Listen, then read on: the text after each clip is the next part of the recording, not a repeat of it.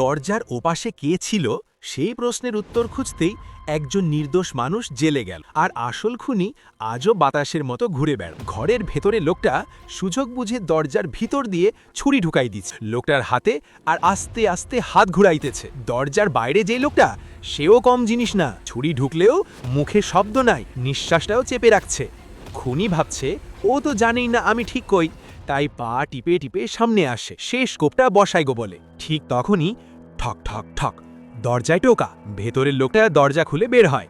Police ঝাঁপায় পড়ে, একদম হাত করা। আর দরজার বাইরের আসল খুনি, সে তো ছায়ার মতো উধাও। এরপর শুরু হয় আসল খেলা। খুনি ওই লোকটার স্টাইল নকল করে রাস্তাঘাটে যারে পারে চুপচাপ পাঠাই দিচ্ছে ওপারে। একদিন তো গাড়ির পাশে দাঁড়িয়ে একটা ছাতা দিয়েই লোকটার বউকেও শেষ করে দেয়। সব দোষ চাপানো হয় ওই লোকটার ঘাড়ে, প্রমাণ, সাক্ষী সব সাজানো। শেষে আদালত বলে এই লোকটাই খুনি, এখন সে জেলের ভেতর। আর আসল খুনি, সে আজও বৃষ্টির রাতে ছাতা হাতে হাঁটে। কেউ জানে না পরের নাম্বারটা কার।